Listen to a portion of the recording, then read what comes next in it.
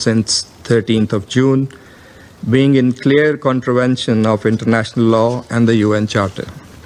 Threat or use of force must never be condoned. Article 2.4 is crystal clear in this regard, and so is Article 51.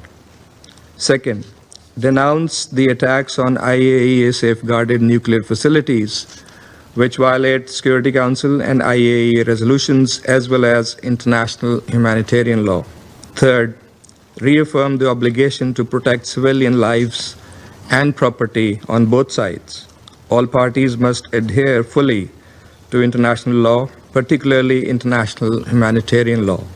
Fourth, call for an immediate cessation of hostilities and a complete ceasefire. Fifth, promote urgent recourse to dialogue and diplomacy consistent with the purposes and principles of the UN Charter to find a peaceful and lasting resolution to the Iranian nuclear issue. Madam President, in pursuit of these objectives, Pakistan has joined China and Russia in circulating a draft resolution. Among other things, this resolution calls for an immediate and unconditional ceasefire, urges all parties to refrain from further escalation, demands the urgent protection of civilians and civilian infrastructure, and supports a diplomatic path forward on the Iranian nuclear issue that is acceptable to all parties. And listening to similar concerns and priorities expressed by many of the Council members today, we sincerely hope that the draft resolution will receive the Council's support, enabling it to respond with unity and resolve urgently and effectively in line with the gravity of the situation.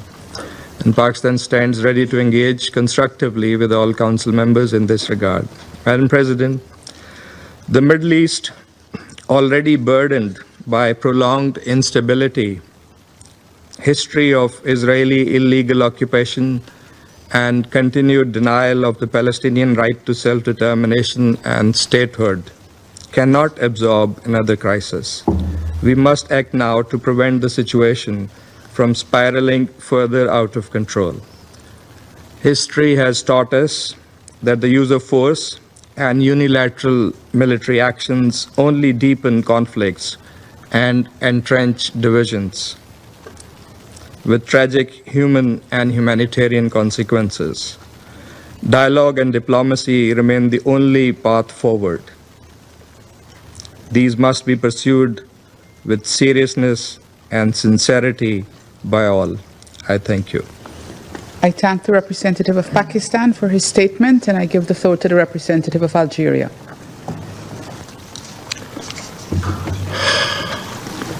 Madam President, I would like to thank you for the prompt scheduling of this meeting.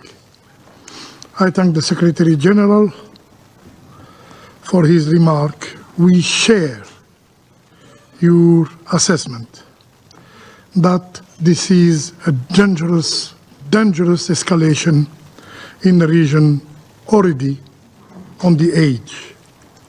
And we echo your pressing call on member states to de-escalate and to uphold their obligation under the UN Charter and other rules of international law. I also thank ASG Genca and Director General Grossi for their briefings.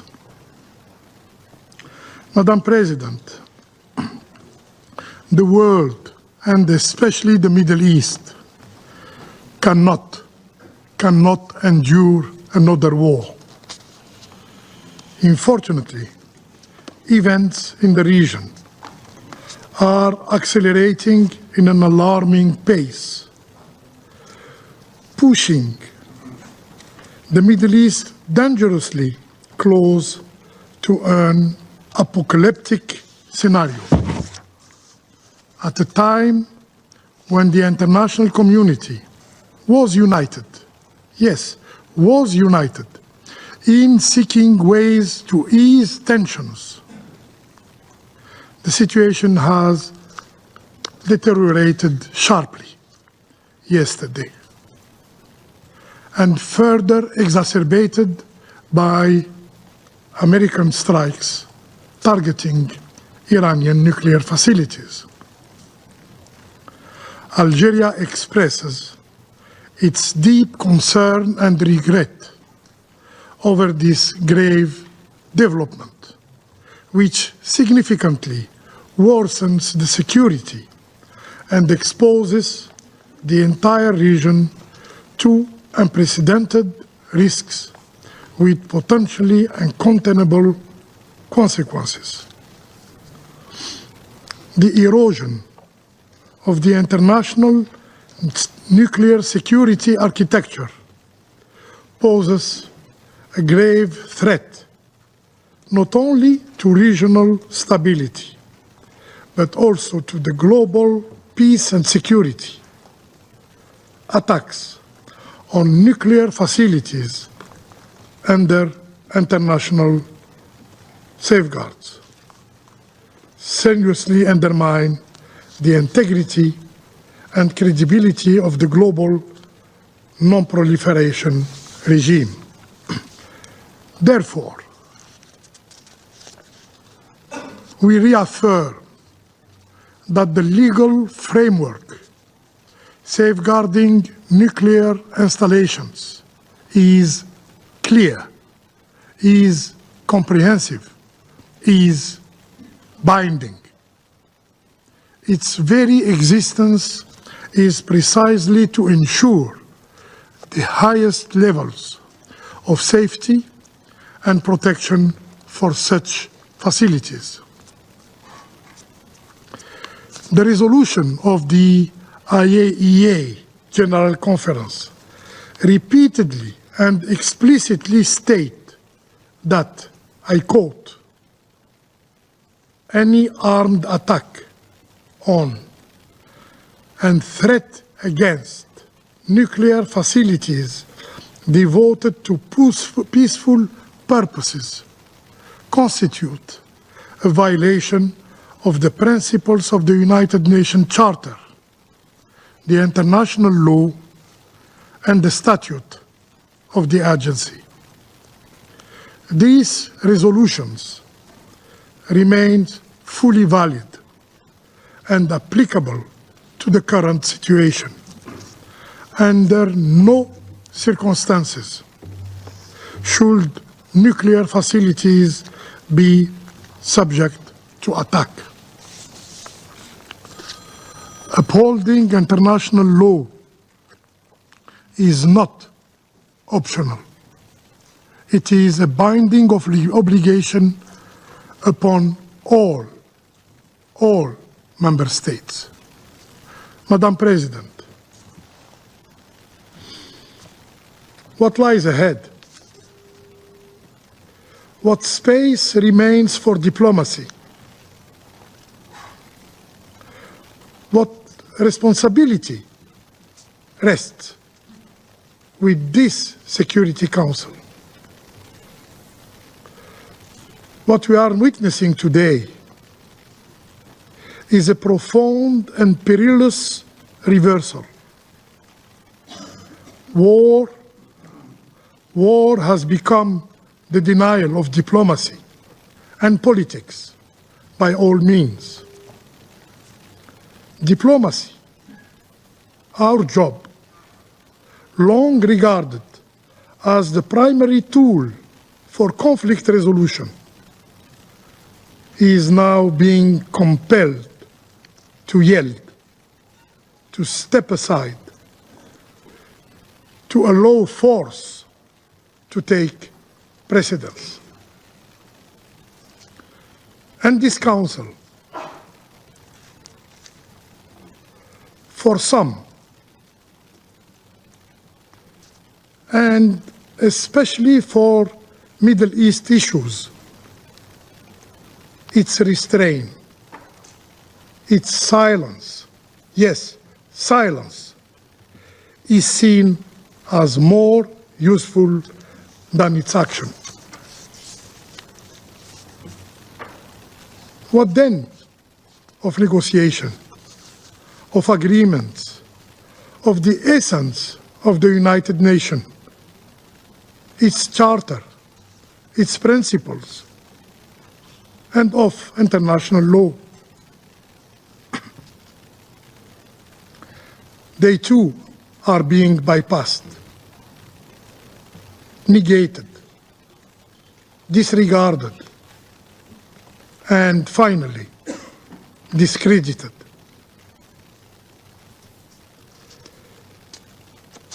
Future generations will remember not only what we said,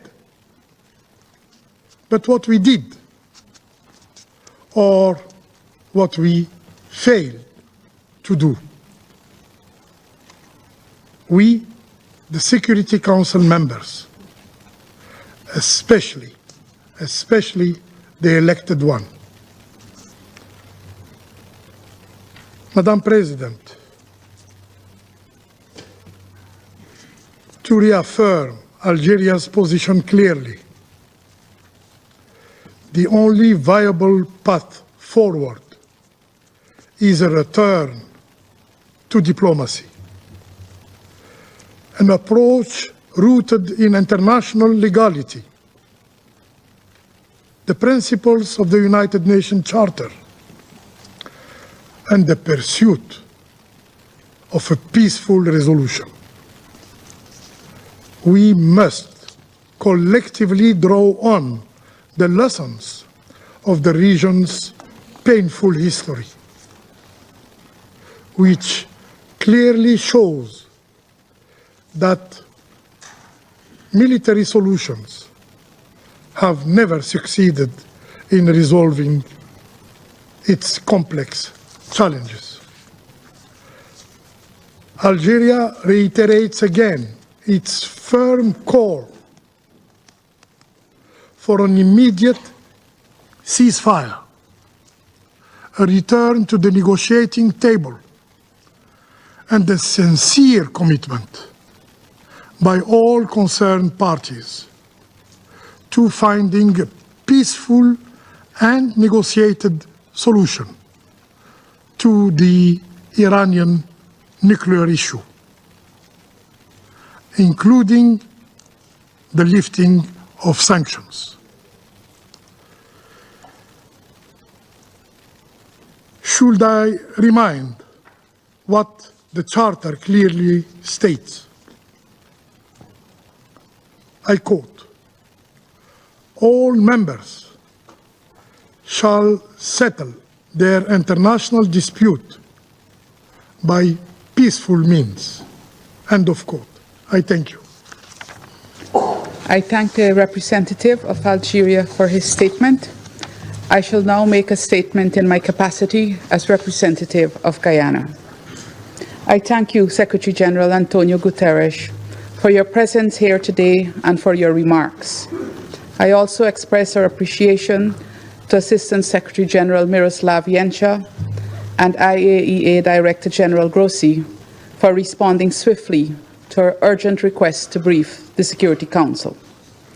Colleagues, just 2 days ago, we met in these chambers and made urgent calls for diplomacy and de-escalation in relation to the ongoing conflict between Israel and Iran. The Secretary General appealed to give peace a chance, and many of us echoed that call. Guyana, like so many other countries, including on this Council, has consistently called for Israel and Iran to exercise maximum restraint and to avoid any miscalculations that would further plunge the region into deeper crisis. Colleagues, for months, we have listened to the increasingly dangerous rhetoric and threats. However, what we need at this time is leadership and diplomacy. In this context, Guyana offers the following considerations. First, what is unfolding in the Middle East concerns us all. We must renew our calls for de-escalation and urge the concerned parties to step back and return to diplomacy and dialogue.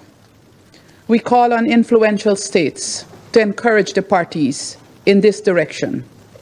Resist the temptation to fan the flames of conflict, given the potentially grave humanitarian and security impacts, as well as the attendant effects on global trade, including oil prices and food security.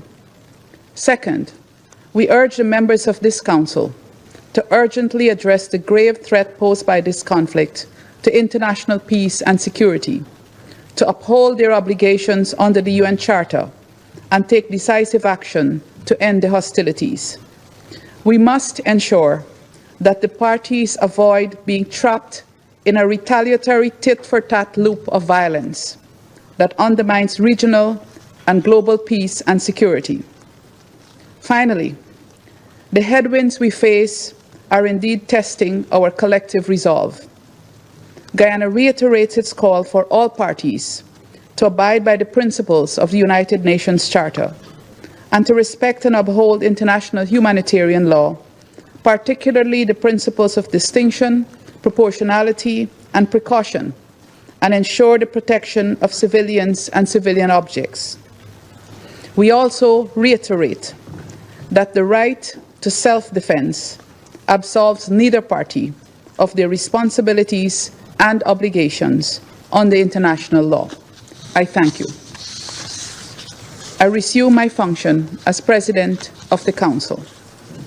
Before opening the floor, I would like to remind all speakers that this is a formal meeting of the United Nations Security Council and of the need to ensure proper decorum in the delivery of their statements and to refrain from personal attacks. I now give the floor to the representative of the Islamic Republic of Iran. Thank you. In the name of God, the compassionate, the merciful, thank you, Madam President, for your valuable effort to promptly convening this emergency meeting in your capacity as the President of the Security Council. We welcome the presence of Secretary General at this meeting, and we also listen to the statement made by the ASG, Mr. Jenka.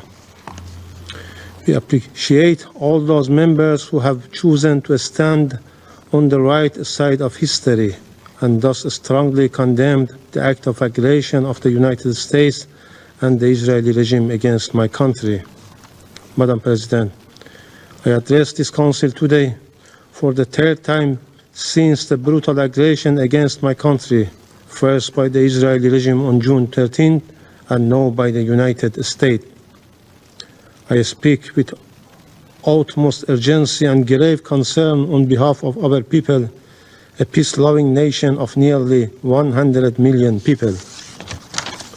Today, another stain was recorded in the political history of the United States. After the illegitimate Israeli regime failed to do the worst dirty work, Trump was forced in the early hours of Sunday, June 22, to personally carry out the most sordid part of this vile agenda. Once again, the internationally wanted war criminal Netanyahu succeeded in hijacking U.S. foreign policy, dragging the United States into yet another costly, baseless war. America has once more recklessly chosen to sacrifice its own security merely to safeguard Netanyahu. Once again, the world has witnessed the blatant corruption of the U.S. political system and its leaders. As an independent, peace-seeking nation, the Islamic Republic of Iran had repeatedly warned the warmongering U.S. regime to refrain from stumbling into this quagmire. Even though Iran reserves its full and legitimate right under international law to defend itself against this blatant U.S. aggression and its Israeli proxy, the timing, nature, and scale of Iran's proportionate response will be decided by its armed forces. Throughout history, the resilient and united Iranian nation has withstood deeper wounded and faced more vicious enemies, and this time too. It will show its dignity, strength, and greatness to the world. Over the past 10 days, the Israeli barbaric assault, the international bodies, including the UN Security Council and the International Atomic Energy Agency, have been provided with all the necessary information and warning. Yet, they have proven once again that the so-called 8 decades-long quest to prevent war and aggression is hollow and powerless in practice. Madam President, history will not forget these tragic days. It is profoundly heartbreaking that a peace-loving country, one of the founders of the United Nations with over 5,000 years of culture and civilization, responsible party to the UN Charter and the NPT, and non-nuclear weapon state, has been under armed attack by an illegitimate regime, no, by its chief backer, the United States, but poses thousands of nuclear warheads. The United States, a permanent member of this council, the depositary of the NPT, and the only state that has ever used nuclear weapons, murdering millions in 2 cities, has now once again resorted to illegal force, waged a war against my country under a fabricated and absurd pretext, preventing Iran from acquiring nuclear weapons. What a bitter and tragic irony. Madam President, this US and Israeli regime aggression is a clear and flagrant breach of international law. It breaches the preliminary norms of prohibition of aggression and the very fundamental principles enshrined in the UN Charter, namely Article 2.4, which categorically prohibits the threat or use of force against the sovereignty and territorial integrity of any member state. This illegal act also violates the Charter, a statute of the IAEA, relevant resolution of the Agency General Conference, Security Council Resolution 487 and 2231, as well as the NPT itself. Colleagues, while the representative of the United States continues to make baseless accusations against Iran, the international community is well aware of the well-documented and dark record of military intervention, illegal use of force against other sovereign states, and sponsorship of terrorism by the United States in the Middle East and across the world. The facts speak for themselves. All US allegations against Iran are unfounded, with no legal basis and politically motivated. One clear example is the horrific and cowardly assassination of martyr Major General Qasem Soleimani and his companions. He was cowardly and deliberately assassinated while visiting Iraq at the formal request of the Iraqi government. This crime, carried out by the United States forces on direct order of the then President of the United States, who yesterday again claimed the responsibility for such a heinous crime. Major General Soleimani remains a hero for our people and the nation in the region for countering terrorist groups, in particular Daesh. Madam President, from its illegal invasion of Iraq and Afghanistan to its catastrophic intervention to Libya, the United States had ignored the UN Charter, shattered entire societies, and destabilized the region for decades. The people of these countries continue to pay the price for these reckless policies. Madam President, Israeli attack on June 13 and the US aerial strike on June 21 did not occur in vacuum. They are a direct result of the illegal and politically motivated actions of the United States and its European partners, the United Kingdom, France, and Germany, as well as biased conduct of the IAEA Director General. Undoubtedly, the United States, the UK, and France, 3 permanent members of this Council, along with the Israeli regime and the IAEA General Director, will bear full responsibility for the death of innocent civilians in Iran, especially women and children, and for destruction of vital civilian infrastructure.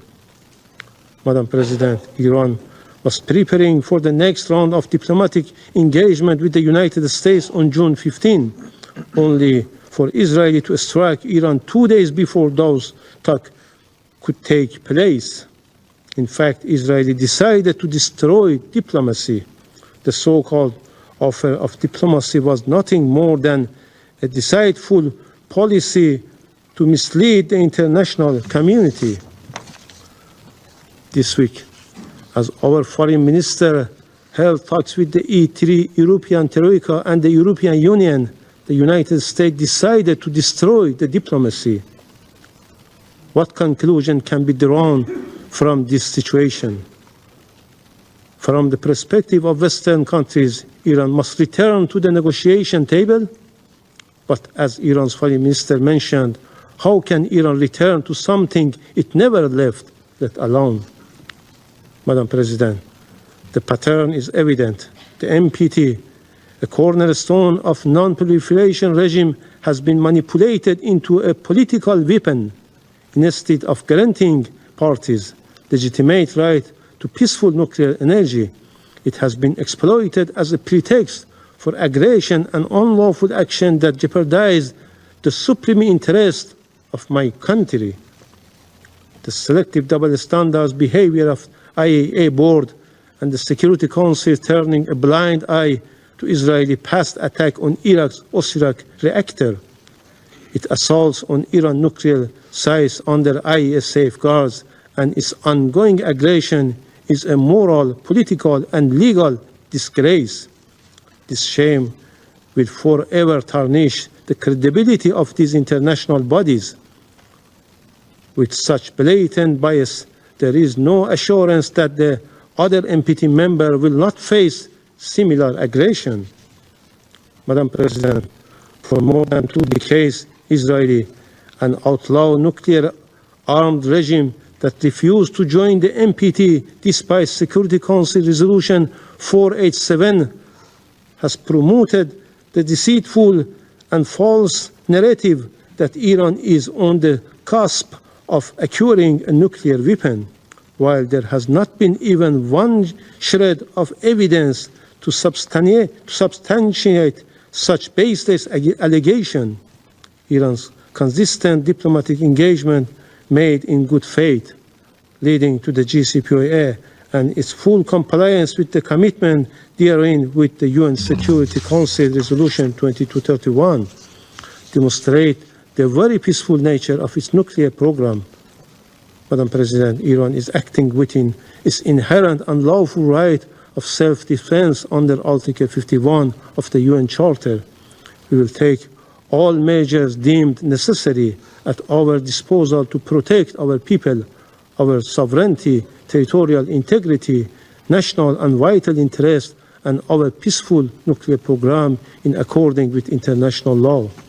Once again, I would like to remind this esteemed body of its legal and moral obligation. If this Council and the United Nations built to maintain international peace and security fail to act at this decisive moment, they will forever lose their credibility and relevance. Israel and the United States are the chief culprits for eroding the rule of law, undermining international law, the IAEA statute, and the non-proliferation regime. However, the silence, double standards, and complicity of international organizations and some Western countries, including France and the UK, are equally reprehensible. The UN Security Council should immediately act under Chapter 7 of the United Nations Charter to redress such injustice and gross violation by strongly condemning the blatant aggression, violation, and heinous crimes committed against the Islamic Republic of Iran, adopting effective enforcement action against the aggressor, hold the United States and Israeli regime fully accountable, place the Israeli nuclear facilities under agency safeguard. This is a historic test for this Council, for the United Nations as a whole. Every state and every responsible actor must rise to this occasion and condemn without ambiguity these blatant crimes. Failure to do so will lead to the gradual decline of the very aspiration of the non-proliferation regime and normalize a dangerous precedent when might our rights, right, and where the fundamental principles of the UN Charter are trampled without consequences. Madam President, distinguished colleagues, we stand at the crossroads. Let us be the moment we put an end to impunity, the moment we uphold the principles on which this Council was founded. This Council must act decisively. Silence will be complicity in these crimes. If this Council fails to act and condemn this blatant aggression, the stain of complicity will forever remain on its conscience as it does with Gaza. I thank you. I thank the representative of the Islamic Republic of Iran for his statement, and I give the floor to the representative of Israel. Thank you, Madam President. First, I would like to thank the Secretary General, ASG Yancha, Director General Grossi, for your remarks. Madam President, last night, history changed. The United States of America struck Iran's nuclear sites at Fordow, Natanz, and Esfahan. The United States, the leader of the free world, removed the greatest existential threat facing the free world. Just like our Operation Rising Lion, this was not a war of choice. This action was a necessity. It was a righteous act for the United States, for Israel, for the Middle East, and for the world. So the entire world should say on record today, here and now, thank you. Thank you to the United States for removing the greatest threat to global security. Thank you, President Trump, for acting when so many hesitated. Thank you for protecting the free world with strength and with moral clarity. Now, some come here to denounce the United States and Israel. So let me ask you, where were you? Where were you when Iran raced toward the bomb? Where were you when it enriched uranium far beyond the point of civilian usage? When it buried entire fortress beneath mountain to prepare for our extermination? Where were you when Iran turned negotiation into theater and deceit into strategy? You were silent. You were complicit. You were afraid. You were bystanders. Months ago, I sat before this council and called for a coalition of the courageous. I called for a coalition with the moral clarity and strength to confront the greatest threat our world has seen since the Second World War. Last night, the leader of the free world acted with that courage. The United States acted, not just for itself, but for every nation that values freedom over radicalism. For every nation whose children deserve to grow up without the shadow of a nuclear disaster hanging over their heads. Now, the world must follow suit. Madam President, we have heard many calls for diplomacy today in this chamber. We have heard the Secretary General calls for de-escalation. You cannot ignore that diplomacy was tried over and over. The United States led that effort. Many nations here in this room engaged in diplomacy with determination and good faith. But the regime in Tehran had other plans.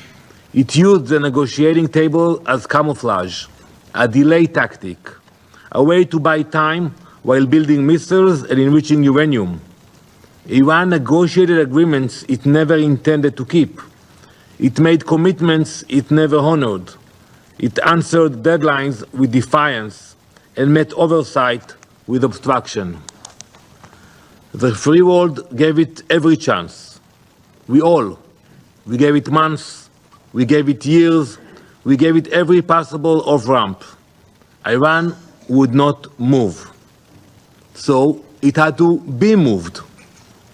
The regime goals was never peaceful energy. Its goal was death and destruction. Its nuclear program was not a diplomatic puzzle. It was a loaded gun pointed at the heart of the international system and the stability of the world. To those who now fake concern and cry escalation, we say, this is what the last line of defense looks like, when every other line has failed.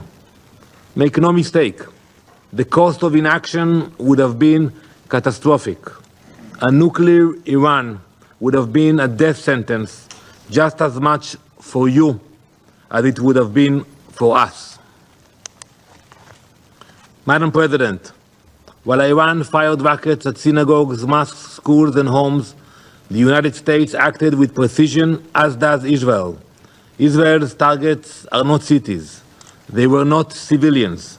They were not homes or schools. They are ballistic missile launchers and nuclear sites. This is a moral difference between us and them. They seek chaos, we seek order. They build weapons to destroy the world. We build partnerships to protect it. As you all know, we have already gained air superiority across Iranian skies. We have acted with purpose. We have acted with restraint. And we will act with the moral clarity that has always defined our people. Iran's reach extends far beyond our borders. It arms militias in Iraq. It commands terror in Lebanon. It funds Houthis in Yemen. It plots murder in Europe. And it threatens every capital in the West with its growing arsenal of ballistic missiles. You cannot sit this one out. You cannot condemn the firefighters while the arsonist tries to light more fires. You cannot protect peace by appeasing evil. Colleagues, Israel did not seek this moment. But when that moment came, we did not flinch. We know what happens when the world turns a blind eye to threats too terrible to imagine. This time, we acted. And this time, we were not alone. Let the record show, when the world stood at the edge of a nuclear disaster, America stepped forward. When time ran out, America showed courage. And when the moment came to confront the forces of extinction, America led. Now it is time for the rest of the world to guarantee that the threat of a nuclear Iran never returns. Thank you, Madam President. I thank the representative of Israel for his statement, and I give the floor to the representative of Kuwait. شكرا السيدة الرئيسة. بداية اسمحي لي أن أتقدم لكم ولبلدكم الصديق بالشكر على سرعة الاستجابة للدعوة لهذا الاجتماع، وأشكر معالي الأمين العام على وجوده وعلى كلماته الصائبة في بداية هذه الجلسة. والشكر موصول كذلك إلى ميروسلاف وإلى رافائيل جروسي على مداخلاتهم القيمة. سادة أعضاء مجلس الأمن، بالنيابة عن دول مجلس التعاون لدول الخليج العربية والتي تضم كل من دولة الإمارات العربية المتحدة ومملكة البحرين والمملكة العربية السعودية ودولة قطر، سلطنة عمان وبلاد دولة الكويت، فإننا نؤكد بأن المجموعة الخليجية تتابع ببالغ القلق التطورات المتسارعة في المنطقة، لا سيما تلك الأخيرة التي شملت استهدافا للمنشآت نووية داخل أراضي الجمهورية الإسلامية الإيرانية في تطور خطير يهدد الأمن والاستقرار الإقليمي والدولي. كما وتحذر دول المجلس من تداعيات استمرار هذا التصعيد الذي قد يقود إلى مزيد من التوتر ويفاقم المخاطر التي تواجه أمن المنطقة وشعوبها، وتدعو إلى الوقف الفوري للأعمال العسكرية وممارسة أقصى درجات ضبط النفس وتجنب كل ما من شأنه توسيع دائرة الصراع، مع التأكيد على أن الحوار والسبل الدبلوماسية هي الطريقة الأمثل لمعالجة الخلافات والوصول إلى حلول سلمية.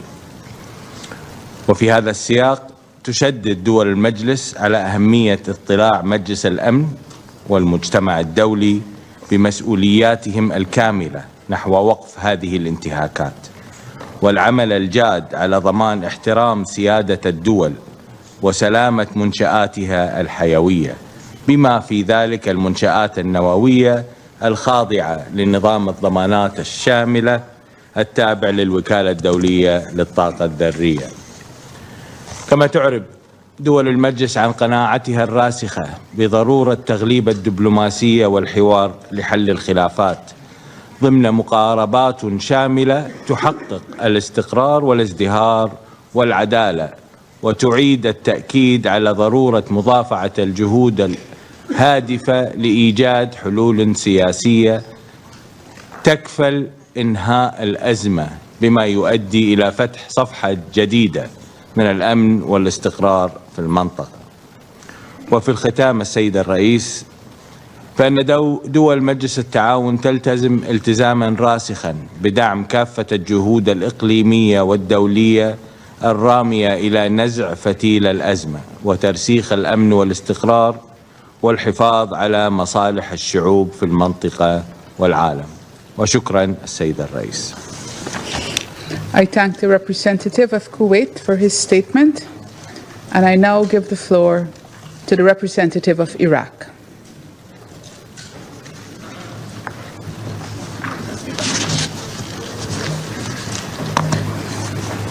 شكرا السيد الرئيس، ونثمن جهودكم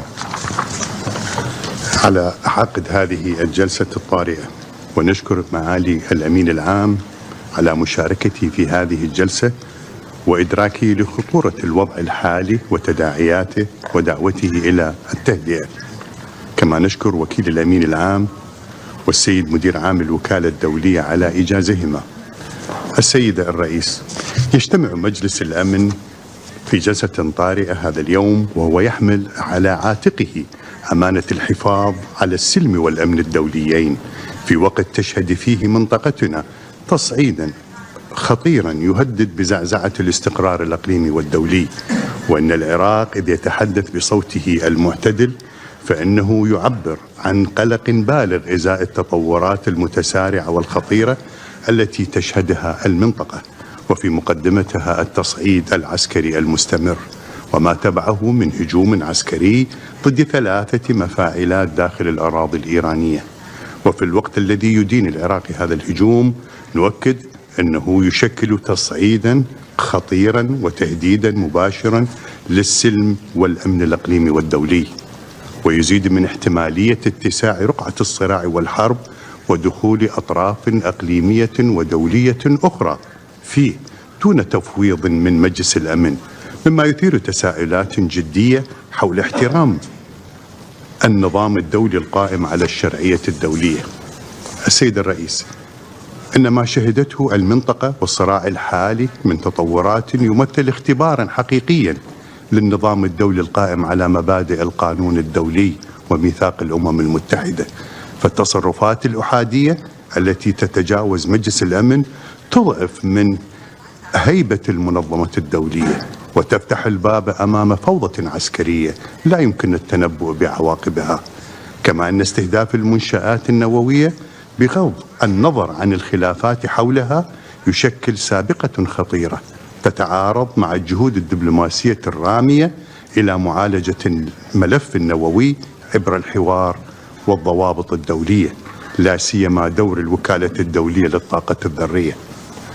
كما نؤكد أن استهداف منشآت نووية معلنة يعد سابقة خطيرة في نظام عدم الانتشار والنظام الضمانات الشامل، كما أشار إليه قرار مجلس الأمن 487 وقرار مجلس محافظي الوكالة لعام 1981، ويتعارض مع أحكام المادة الرابعة من معاهدة عدم انتشار الأسلحة النووية، والتي تكفل لجميع الدول الأطراف الحق في تطوير واستخدام الطاقة النووية لأغراض سلمية ضمن إطار الشفافية والرقابة الدولية.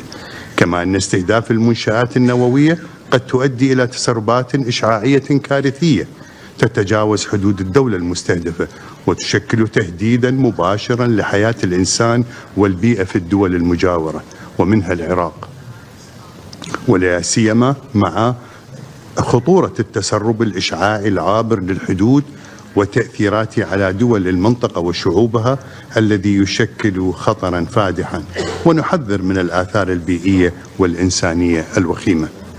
ويؤسفنا أن نشير إلى أن هذا التطور العسكري قد ضيق المساحة الزمنية والفرص الدبلوماسية أمام أي حل سلمي محتمل، ولم يتح الفرصة الكافية للمفاوضات والمساعي السياسية لاحتواء التوتر، كما حال دون قيام الوكالة الدولية للطاقة الذرية بدورها الفني وفق ولايتها المحددة بموجب النظام الأساسي في التحقق من طبيعة الأنشطة النووية. السيد الرئيس، لقد شهدت منطقتنا على مدار العقود الماضية حالات متكررة من التوتر وعدم الاستقرار، حيث عانت شعوبها من ويلات الحروب والصراعات التي أزهقت الأرواح ودمرت البنى التحتية وعرقلت مسارات التنمية. واليوم نجد أنفسنا أمام منعطف خطير يهدد بإشعال حرب إقليمية شاملة، مع ما يرافق ذلك من انتهاك سيادة الدول عبر التجاوزات المتكررة للمجال الجوي والأرضي للدول المجاورة والتأثيرات الاقتصادية المدمرة، حيث تتعرض سلاسل الإمدادات العالمية لاضطرابات حادة وتواجه اقتصادات المنطقة تحديات جسيمة، والتهديد للممرات المائية التي تشكل شريانا حيويا للتجارة الدولية واقتصادات الدول.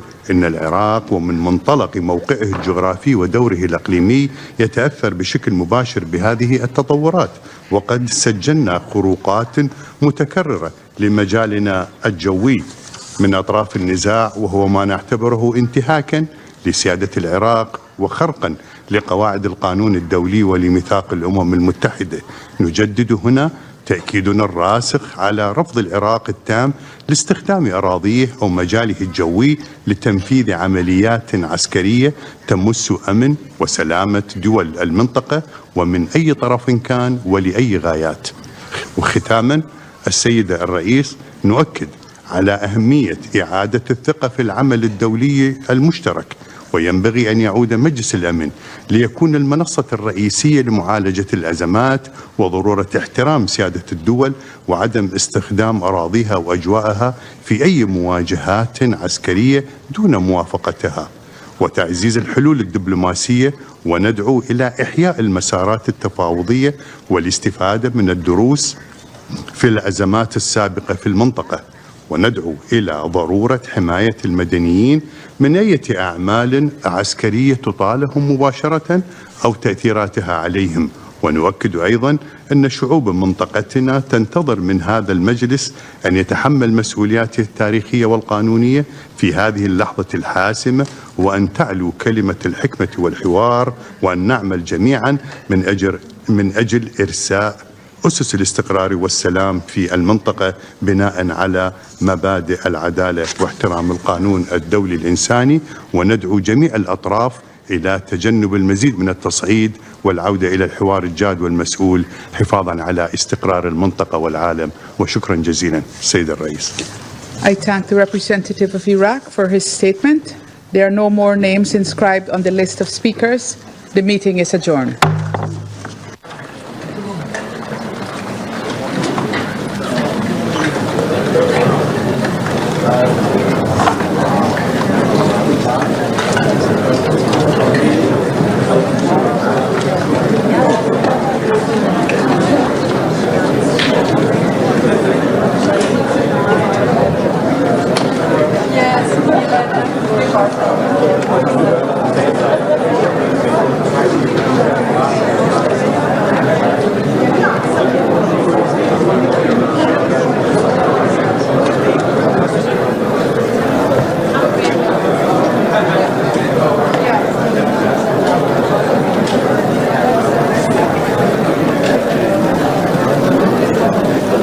Set only 2 tunnels for entry and exit were destroyed at Fordow. Preliminary open-source satellite imagery shows damage at various points at the facility. I urge Iran to allow IAEA inspectors access to the sites to conduct damage assessments as soon as safety conditions allow. I also note that this Council will shortly hear from IAEA Director General Grossi. The latest development must be viewed with the utmost seriousness. It marks a dangerous escalation in a conflict that has already devastated many lives in both countries, in a region on the edge. It is a direct threat to international peace and security. Madam President, Under-Secretary General Di Carlo told this Council only 2 days ago that we were teetering on the edge of a full-blown conflict. I fear we are now in that dangerous moment. Meanwhile, the hostilities between Israel and Iran continue and are now in their 10th day. Hours after the US strikes, the Islamic Revolutionary Guard Corps, IRGC, said it had launched some 40 missiles at Israel. Israeli authorities reported that more than 85 people were injured in the barrage, and numerous structures in Tel Aviv and its southern suburbs sustained heavy damage, including many residential buildings and an elder care home. Israel also said it had launched a series of strikes against military targets in Iran, including in Tehran, Tabriz, and Yazd. The Israel Defense Forces, IDF, said 30 fighter jets had struck dozens of military targets across Iran. Iranian media reported several civilian fatalities, including children, and damage to homes and other civilian infrastructure. Earlier, on 21st June, Israel attacked for a second time since 13 June the Esfahan nuclear complex, hitting 6 buildings.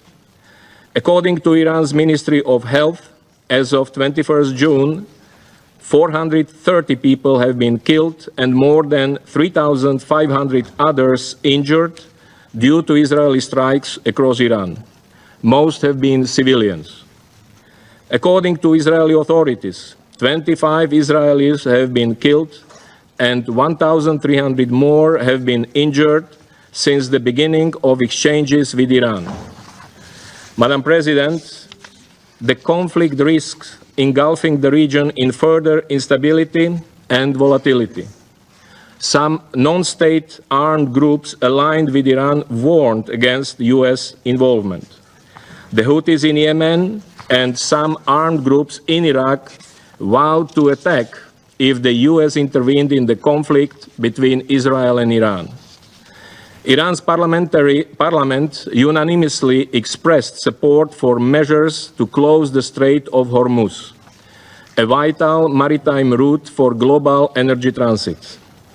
Iran's Supreme National Security Council would need to take the final decision. I recall the rights and obligations of all states under international law in relation to maritime navigation.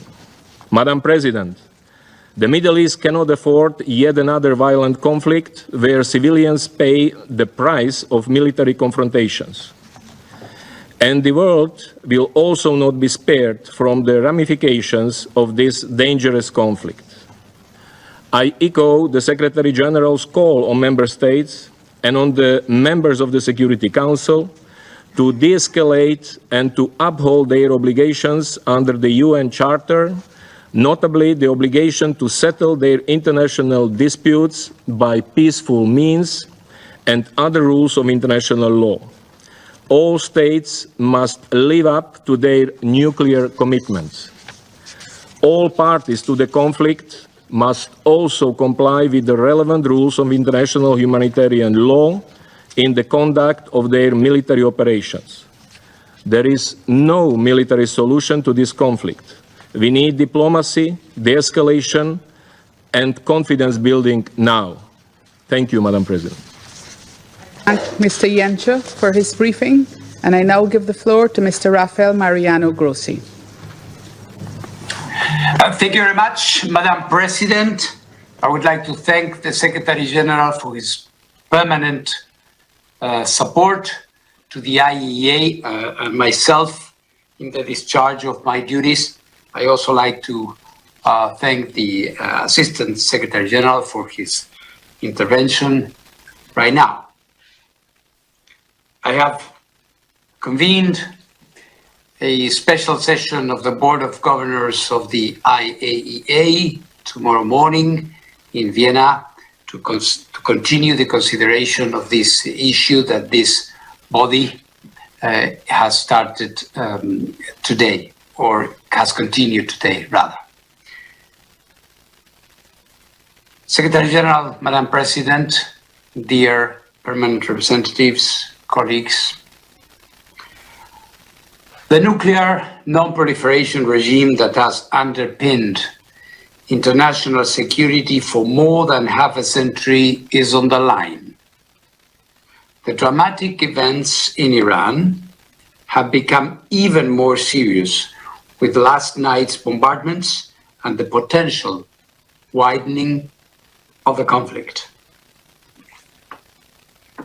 We have a window of opportunity to return to dialogue and diplomacy. If that window closes, violence and destruction could reach unthinkable levels, and the global non-proliferation regime, as we know it, could crumble and fall. Iran, Israel, Iran, the Middle East need peace, and there is a path for diplomacy. We must return, as the Secretary General just said, to the negotiating table and allow the IAEA inspectors, the guardians of the NPT, to go back to Iran's nuclear sites and account for the stockpiles of uranium, including, most importantly, the 400 kilograms of enriched uranium at 60%. Any agreement, ladies and gentlemen, any arrangement will have as a prerequisite the establishment of the facts on the ground. This can be done only through IAEA inspections. IAEA inspectors are in Iran, and they must do their job. This will require a cessation of hostilities so that Iran can let the teams into the sites under the necessary safety and security conditions. Any special measures by Iran to protect its nuclear materials and equipment can be done in accordance with Iran's safeguards obligations with the agency. This is possible. Madam President, based on the information available to the IAEA, let me update you on what has occurred at Iran's nuclear sites since I last addressed this Council 3 days ago. Craters are visible at the Fordow site, Iran's main location for enriching uranium at 60%, indicating the use by the United States of America of ground-penetrating munitions. This is consistent with statements from the United States. At this time, no one, including the IAEA, is in a position to assess the underground damage at Fordow. At the Esfahan nuclear site, additional buildings were hit overnight, with the US confirming their use of cruise missiles. Affected buildings include some related to uranium conversion process. Also, at this site, entrances to tunnels used for the storage of enriched material appear to have been hit. At the Natanz enrichment site, the fuel enrichment plant has been hit again, with the US confirming that it used ground-penetrating munitions. Iran has informed the IAEA there has been no increase in off-site radiation levels at the 3 sites. The situation at all other sites in Iran remains as I described them to you 3 days ago. We continue to monitor the situation and encourage the Iranian regulator to maintain its indispensable contact with the IAEA's Incident and Emergency Center.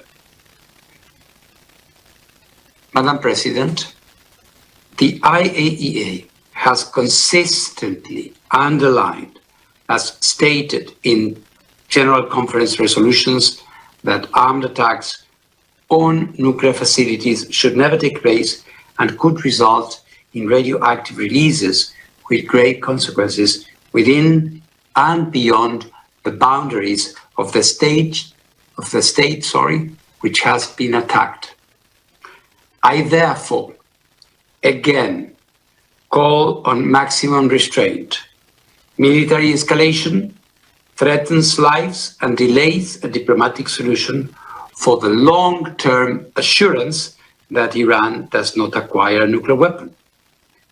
It also threatens the global non-proliferation regime. As I stated 3 days ago and before, I am ready to travel immediately and to engage with all relevant parties to help ensure the protection of nuclear facilities and the continued peaceful uses of nuclear technology in accordance with the agency's mandate. With your support, the IAEA can deploy nuclear safety and security experts to Iran immediately, in addition to our safeguards inspectors, wherever they are needed. Madam President, there is arguably no more important and universally supported endeavor than ensuring that we use the enormous power of the atom for good rather than destruction. Let us not allow the window to close on diplomacy. Let us not allow the non-proliferation regime to fail. Irrespective of individual positions and views, one thing is certain, and this is the simple truth: we will not be safer if there are more nuclear weapons in more states around the world. The IAEA is ready to do its part to bring this military confrontation to an end. Thank you very much. I thank Mr. Grossi for his briefing. I now give the floor to those council members who may wish to make statements. I give the floor to the representative of the Republic of Korea. Thank you, Madam President. At the outset, I'd like to express my appreciation to Guyana Presidency of the Security Council for promptly convening today's meeting at this increasingly precarious moment. I thank the Secretary General for his powerful statement. I also appreciate IAEA Director General Grossi and ASG ENCHA for their informative briefings. In just over a week, this Council has met 3 times. Yet, regrettably, each session has witnessed a further escalation of tensions. The Republic of Korea reiterates its profound concern over the deteriorating situation in the Middle East and expresses its sincere hope for urgent de-escalation. When we gathered last Friday, We voiced our hope that a renewed opening for diplomacy might emerge. It is lamentable that in a matter of only 2 days, that hope now seems even more distant than before. Despite the deeply concerning developments in recent days, the Republic of Korea remains firmly convinced that no sustainable resolution to this crisis can be achieved through military means alone. Indeed, now more than ever, we implore all parties to recognize that diplomacy is not merely an option, but an urgent necessity. We call on all sides to exercise maximum restraint and to commit in earnest to restoring dialogue and engaging in reinvigorated diplomatic efforts. Madam President, at this perilous moment, it is vital to prevent a further downward spiral.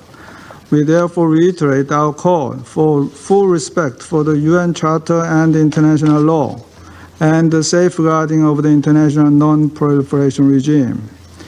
Any indiscriminate attacks against civilians or civilian objects are prohibited. This is an absolute principle that must be upheld, especially as the situation grows ever more volatile. The Republic of Korea highly appreciates the IAEA for its unwavering efforts to ensure nuclear safety and security under these extremely challenging circumstances. We also remain mindful of the safeguards implications of the current crisis. All parties need to return to the table so both military actions and nuclear safeguards concerns can come to an end.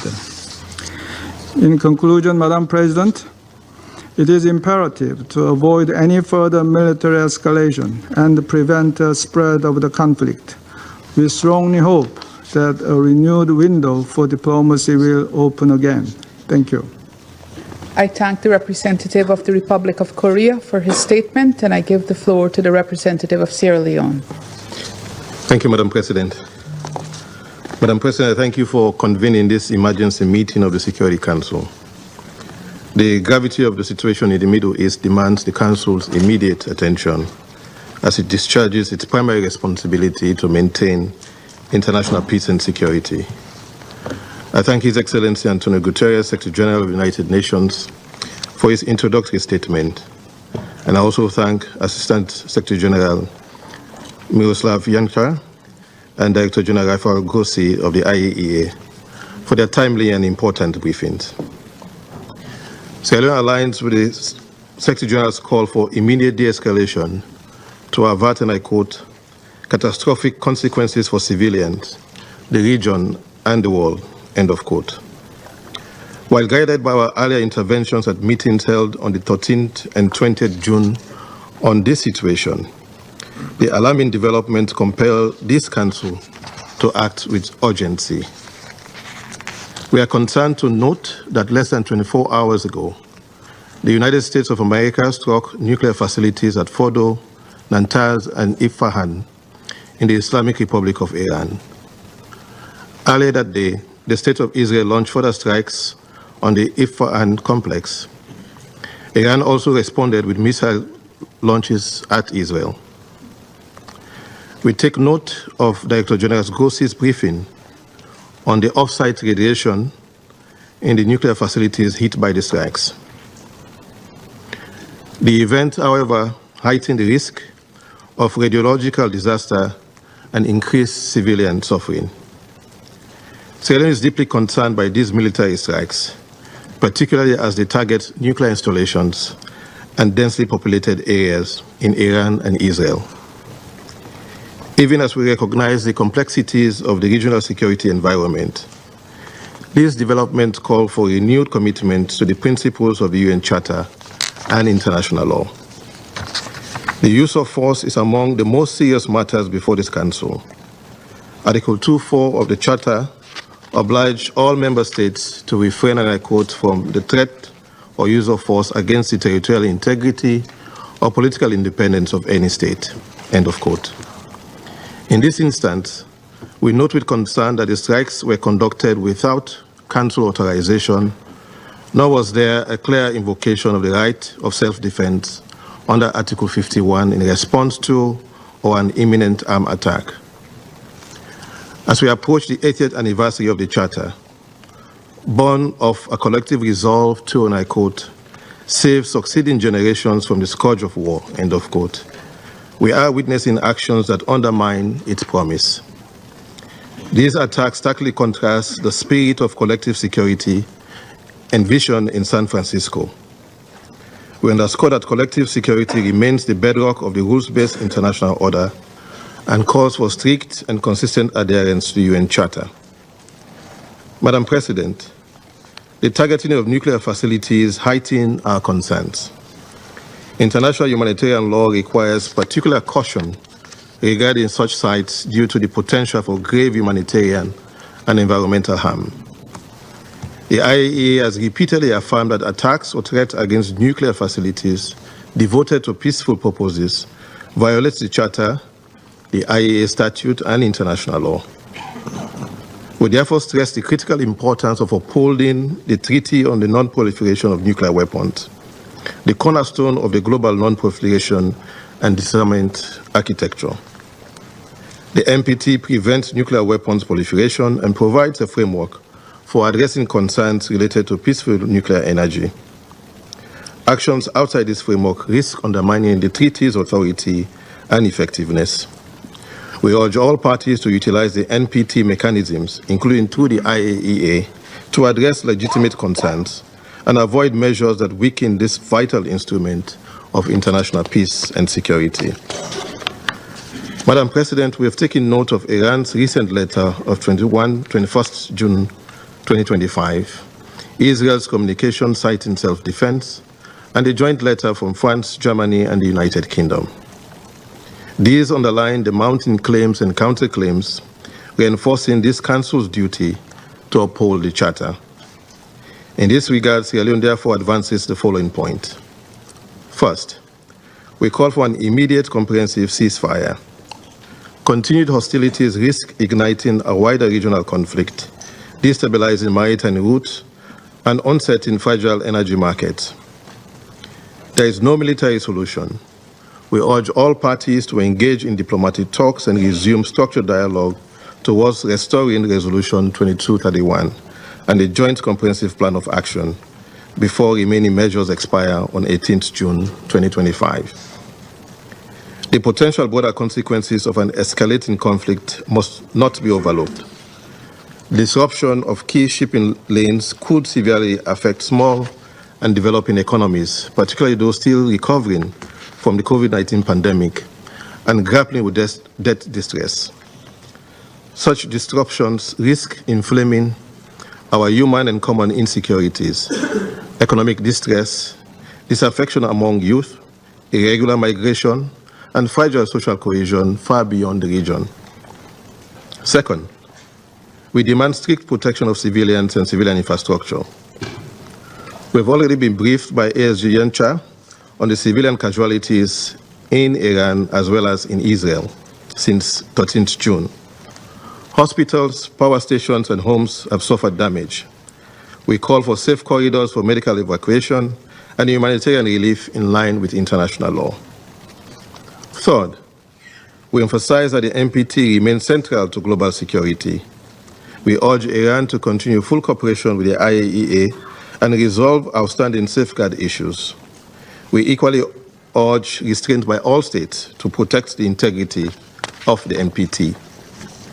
Fourth and lastly, we support full IAEA verification, transparent use of the procurement channel, and provisional application of the additional protocol as confidence-building measures essential to regional stability. In closing, Madam President, we must recall that immense power brings immense responsibility.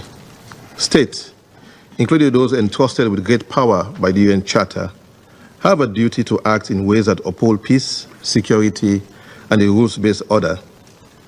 Setting aside the Charter's principle risk weakening the safeguards that protect us all and may embolden unilateral actions elsewhere. At this difficult moment, Sierra Leone appeals for de-escalation, restraint, and the pursuit of diplomacy. Let us remember that behind geopolitical decisions are the lives of ordinary people, men, women, and children who look to this Council to safeguard their peace, security, and dignity. We hope that our actions will honor that trust and the promise of San Francisco. I thank you. The representative of Sierra Leone for his statement, and I give the floor now to the representative of the United Kingdom. Thank you, President, and thank you for convening this meeting. I'd like to start by thanking the Secretary General, ASG Yenka, and DG Grossi for briefing us today. This is a pivotal moment for the region. A further spiral of conflict poses serious risks to regional and international peace and stability. Our foremost priority must now be to support de-escalation. We have long made clear that Iran must not have a nuclear weapon, and that their nuclear program represents a serious threat to international peace and security. The United States took action last night to alleviate that threat. The United Kingdom did not participate in US or Israeli strikes. But military action alone cannot bring a durable solution to concerns about Iran's nuclear program.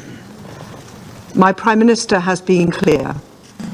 We urge Iran now to show restraint, and we urge all parties to return to the negotiating table and find a diplomatic solution, which stops further escalation and brings this crisis to an end. It is in the interests of all parties to pursue such a deal. This was the joint call made by my Prime Minister with his French and German counterparts earlier today. Together with our E3 partners, the UK has long pursued a diplomatic solution to address Iran's nuclear escalation. On Friday, alongside E3 and EU colleagues, my Foreign Secretary met Iranian Foreign Minister Araghchi in Geneva to press directly for a return to diplomacy. My Foreign Minister spoke to Foreign Minister Araghchi again today and stressed the urgency of this, and we continue to engage partners across the region. President, the UK reiterates its full support for the IAEA and Director General Grossi for their critical work, professionalism, and impartiality. The IAEA and the Non-Proliferation Treaty are key pillars of international security. Threats against IAEA staff and the DG are unacceptable. We urge Iran to cooperate fully with the IAEA. Failure to do so will only further fuel escalation. President, now is the time for de-escalation and a return to diplomacy. It is essential Iran chooses this path. I thank you. I thank the representative of the United Kingdom for her statement, and I now give the floor to the representative of France. Merci, Madame la Présidente. Madame la Présidente, je remercie tout d'abord Monsieur le Secrétaire général des Nations Unies pour sa déclaration 2 jours après celle qu'il a faite déjà pour nous alerter sur la gravité de la situation.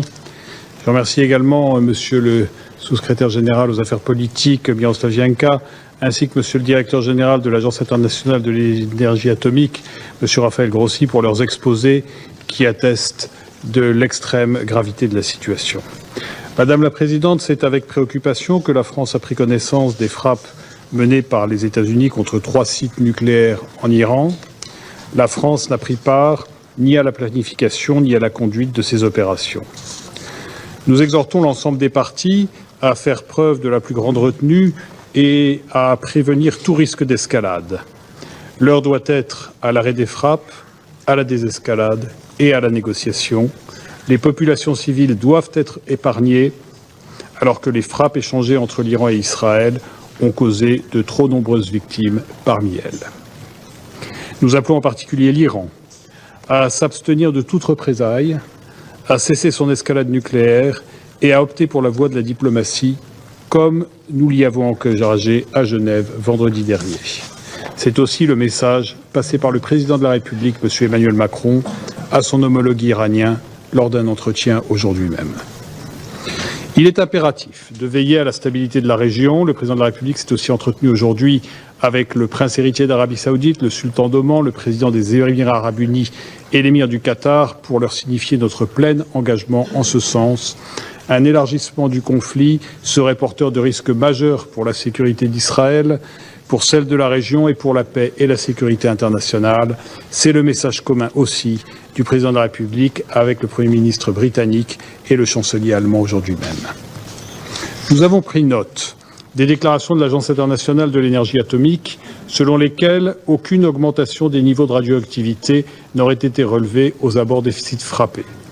Je réaffirme ici le plein soutien de la France au directeur général et au personnel de l'agence qui font encore une fois la preuve, dans ces circonstances difficiles, de leur professionnalisme et de leur dévouement. L'Iran doit urgemment reprendre le chemin de la coopération pleine et entière avec l'agence. Madame la Présidente, nous avons toujours affirmé que l'Iran ne devait et ne pourrait jamais détenir l'arme nucléaire. L'obtention par l'Iran de cette arme marquerait une menace pour la sécurité d'Israël et de la région. Elle constituerait aussi une menace directe aux intérêts de sécurité de la France et de l'Europe et compromettrait l'architecture internationale de non-prolifération. La position de la France est identique depuis plus de 20 ans. Il n'existe qu'une solution diplomatique à la crise provoquée par le programme nucléaire iranien. Cette conviction a amené ces derniers jours la France, avec ses partenaires du E3, à prendre l'initiative des discussions avec l'Iran.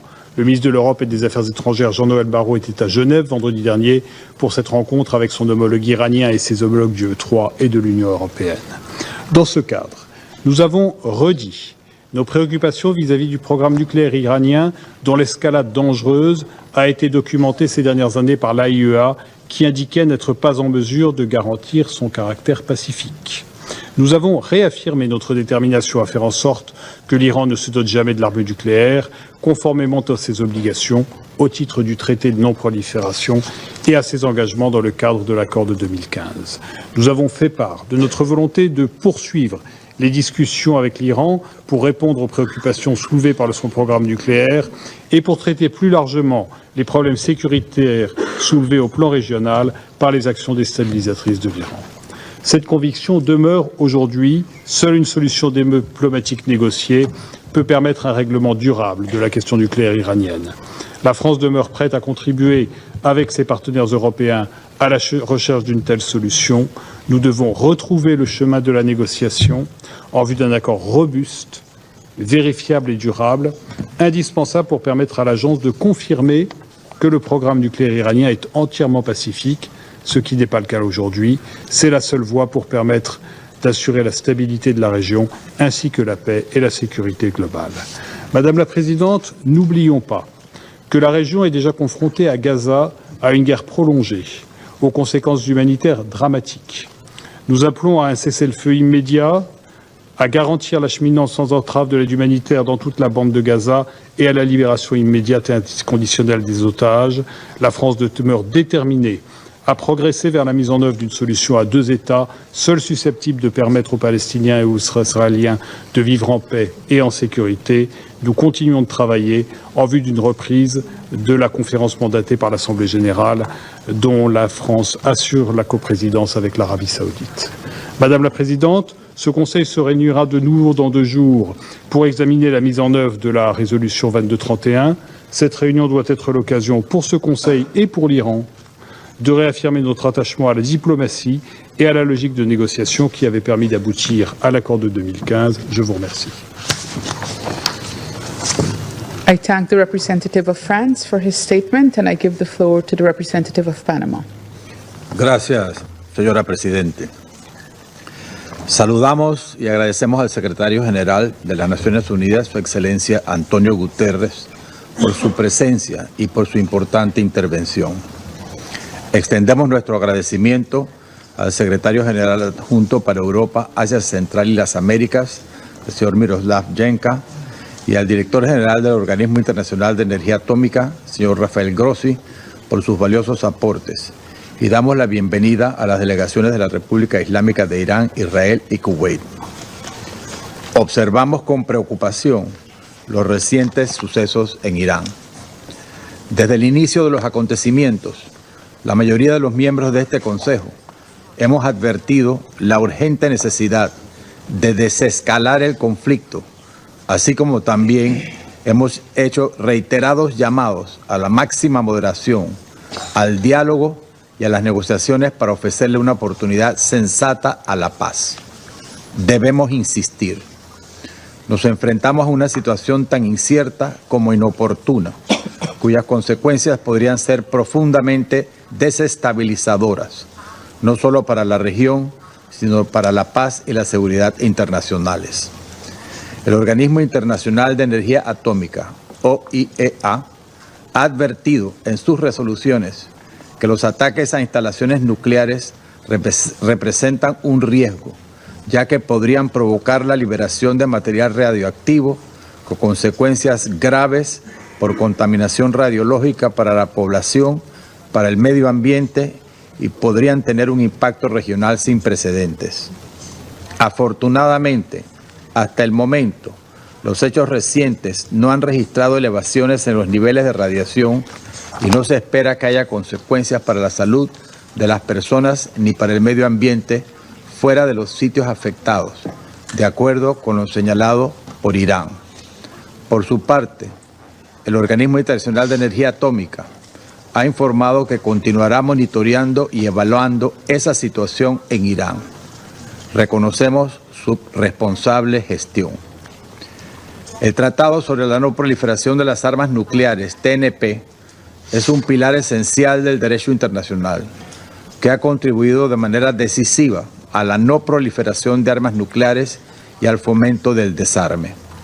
A través del TNP, la comunidad internacional ha procurado mayores garantías de estabilidad y seguridad, reduciendo el riesgo de que las armas nucleares se conviertan en motivo de confrontación o conflicto. Reconocemos que la desconfianza es un factor agravante en esta situación. Sin embargo, esperamos que aún pueda existir algún espacio para el diálogo y que este Consejo puede desempeñar un papel constructivo para fomentarlo. Para lograrlo, todos debemos, desde nuestras perspectivas, exhortar a las partes a encontrar una solución que evite que las poblaciones civiles se conviertan en víctimas de un conflicto aún mayor. Señora Presidente, Panamá, país pequeño, pero dueño responsable de un canal interoceánico estratégico, siempre apelará al derecho internacional como vía para dirimir controversias internacionales que podrían tener repercusiones a nivel global. Por ello, respaldamos el cese inmediato de las hostilidades, con el fin de ofrecer una oportunidad al diálogo genuino que permita construir soluciones duraderas y pacíficas a los conflictos. Muchas gracias. I thank the representative of Panama for his statement, and I give the floor now to the representative of China. 谢谢主席，我感谢你召开此次紧急公开会，感谢古特雷斯秘书长的发言，感谢严恰助理秘书长和格罗西总干事的通报。昨天，美方对伊朗福尔多、纳坦兹、伊斯法罕3处核设施实施打击，中方强烈谴责美方袭击伊朗，攻击接受国际原子能机构保障监督的核设施。美方此举严重违反联合国宪章宗旨和原则以及国际法，侵犯伊朗的主权、安全和领土完整，加剧中东紧张局势，严重冲击国际核不扩散体系。国际社会必须主持正义，为推动局势降温、恢复和平稳定做出切实努力。我愿做4点呼吁。第一，我们呼吁立即停火止战。当前中东局势骤然紧张，中方对事态可能走向失控深感担忧。冲突当事方，尤其是以色列，应当立即停火，防止局势轮番升级，坚决避免战争外溢。有关各方应当遵守国际法，克制武力冲动，避免激化矛盾，火上浇油。第二，我们呼吁切实保障平民安全。一切冲突的最终受害者都是广大无辜民众。中方对冲突导致大量平民伤亡深感痛心。平民和民用设施不能成为军事行动的目标。国际人道法的底线不可突破。冲突当事方应以地区国家民众的利益和福祉为重，坚决避免殃及无辜平民，避免攻击民用设施。第三，我们呼吁坚持对话谈判。武力换不来中东的和平，对话谈判才是根本出路。当前，伊朗核问题的外交手段并未穷尽，和平解决仍有希望。要坚持政治解决伊朗核问题的大方向不动摇，坚持通过对话谈判推动伊朗核问题重回政治解决轨道，达成各方均可接受的协议。第四，我们呼吁安理会尽快采取行动。安理会对维护和平安全安理会对维护国际和平与安全负有首要责任，面对重大危机不能无所作为。俄罗斯、中国、巴基斯坦已经提出一项安理会决议草案，呼吁立即无条件停火，保护平民，遵守国际法，开展对话谈判。我们期待安理会成员展现责任担当，共同支持该决议草案，推动安理会为维护国际和平与安全履责尽职。中方愿同国际社会一道，凝聚合力，主持公道，为恢复中东地区和平稳定做出不懈努力。谢谢主席。I thank the representative of China for his statement, and I now give the floor to the representative of Greece. Thank you, Madam President. Let me start by thanking the Secretary General for his introductory remarks, as well as Assistant Secretary General Guyana and Director General Grossi for the informative and timely briefings. Madam President, this is the third time in 10 days that this Council has been convened in an emergency meeting, and rightfully so. The situation is now more dangerous than at any point since June 13th. What the Secretary General referred to as a defining moment for our collective future has now become a reality. We have taken note of the military action against nuclear-related sites in Iran and are monitoring with concern the evolving situation very closely. Madam President, allow me to raise the following 3 points. First, we reiterate our call upon all parties to show restraint.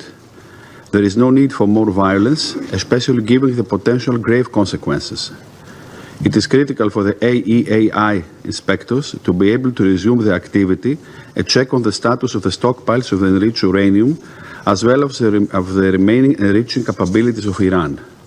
This is essential as the global non-proliferation architecture and regional and potentially global security come under intense stress.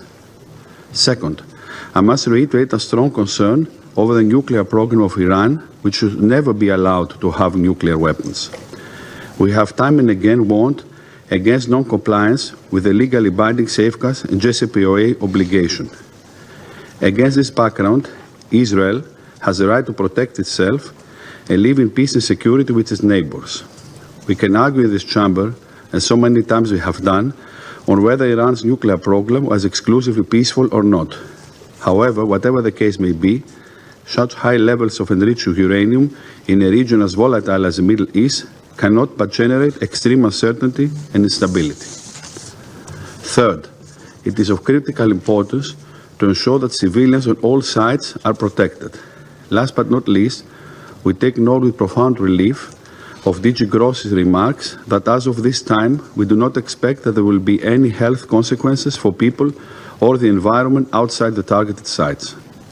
Madam President, in closing, allow me to highlight, in no uncertain terms, the value of de-escalation as a first step towards a sustainable peace.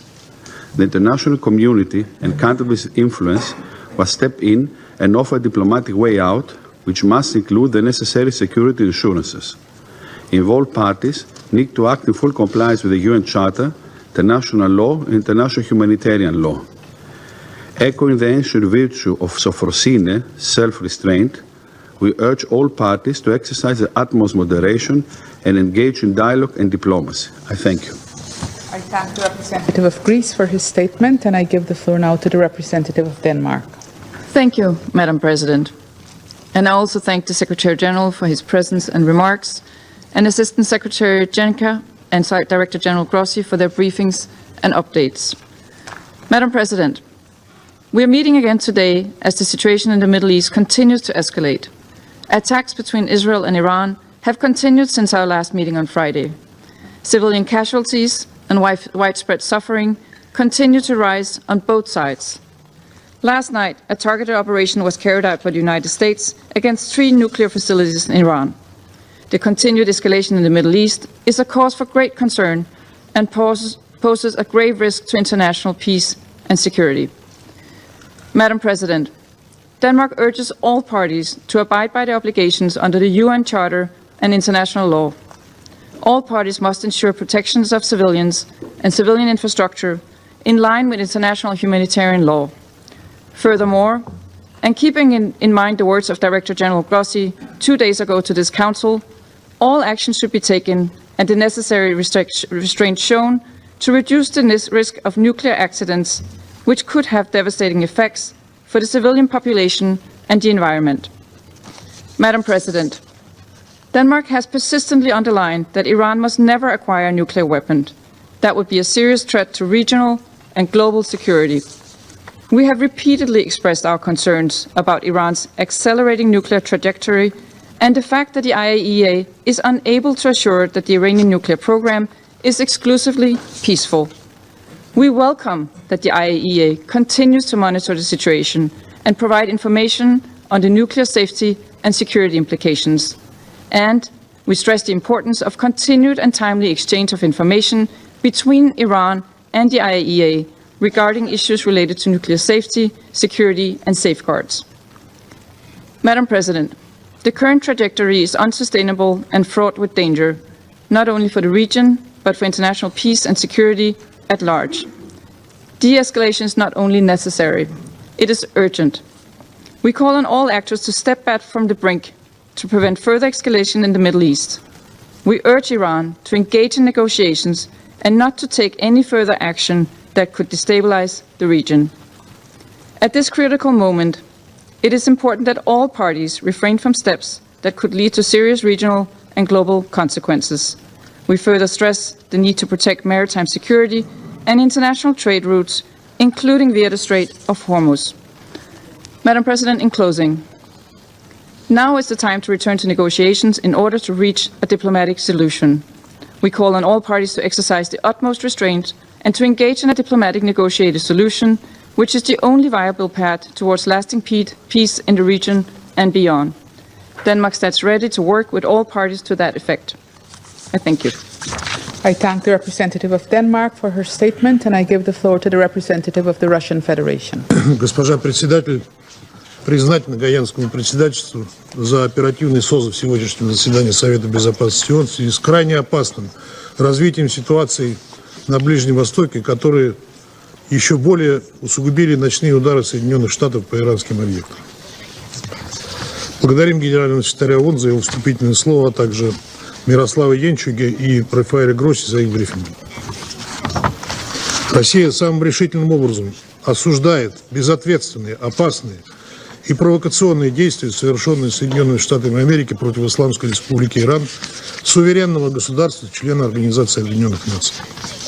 Как известно, в ранние утренние часы 22 июня ВВС США в полном взаимодействии и координации с авиацией Израиля, которая уже более недели в нарушении базовых принципов международного права осуществляет массированные удары по гражданским объектам и инфраструктуре Ирана, нанесли неспровоцированные ракетно-бомбовые удары по 3 ядерным объектам Исламской Республики Иран, находящимся под гарантиями МАГАТЭ – Фордо, Натанзу и Esfahan. Таким образом, Вашингтон в очередной раз продемонстрировал полное пренебрежение к позиции международного сообщества и подтвердил, что ради интересов своего израильского союзника он готов не только закрывать глаза на убийство десятков тысяч палестинских женщин, детей и стариков, но и поставить на карту безопасность и благополучие всего человечества. Своими действиями Соединенные Штаты открыли ящик Пандоры, и никто не знает, к каким новым последствиям это может привести.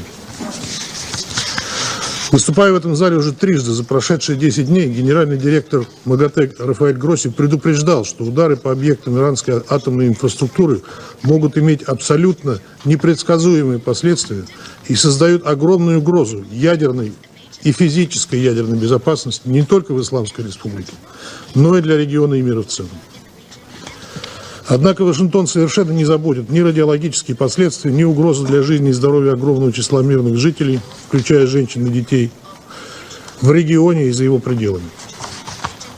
Вслед за Западным Иерусалимом там возомнили себя верховным судьей, который имеет право вершить правосудие так, как ему заблагорассудится. Таким образом, Соединенные Штаты подтверждают, что ради сохранения своей гегемонии в мире они готовы на любые преступления и нарушения международного права. Хотелось бы напомнить, что на подобные действия никто Соединенные Штаты не уполномачивал. Мы настойчиво предлагали американским коллегам свои посреднические услуги для того, чтобы найти мирное, взаимоприемлемое решение противоречий вокруг иранской ядерной программы. Но дипломатия нашим американским коллегам сегодня явно не нужна. Ответственность за это лежит на американском руководстве. Тем более, что руководство США не просто публично признало свою ответственность за эти действия, но и бравировало ими, демонстрируя полное пренебрежение к нормам международного права и Уставу ООН, резолюциям Совета Безопасности, включая резолюции 487 и 2231, а также договору о нераспространении ядерного оружия. Госпожа председатель, буквально 2 дня назад здесь, в стенах этого совета, мы слышали от многих делегаций, в том числе ближайших союзников Соединенных Штатов, призывы к деэскалации ситуации и урегулированию противоречий за столом переговоров. Однако американские коллеги в очередной раз проигнорировали позицию всего мирового сообщества, пойдя на поводу у Израиля, вместо того, чтобы осадить его и заставить остановить спираль эскалации. Сегодня мы вновь услышим от представителей Соединенных Штатов циничные заявления о готовности вернуться к переговорам, как будто и не было серии ночных ударов с использованием сверхмощных боеприпасов по Ирану. Очевидно, это делается для того, чтобы впоследствии лицемерно выставить Тегеран в качестве спойлера переговорного процесса, якобы подрывающего стабильность на Ближнем Востоке. Однако полагаем, что никто из здравомыслящих членов международного сообщества американским коллегам теперь не поверит. Равно как и не поверит их попыткам убедить Совет Безопасности в том, что Исламская Республика осуществляла попытки обрести ядерное оружие. Хочу напомнить, что еще в марте высокопоставленные представители американской разведки говорили о том, что Соединенные Штаты не располагают информацией о попытках Тегерана получить военный ядерный потенциал. Думаю, сегодня у многих возникло стойкое дежавю. Напомню, как в 2003 году в стенах этого зала госсекретарь Соединенных Штатов Колин Пауэлл тряс пробиркой, оправдывая планы Вашингтона вторгнуться на территорию другого суверенного государства, лишь для того, чтобы, повергнув его народ в хаос на десятилетия, не найти никакого оружия массового уничтожения.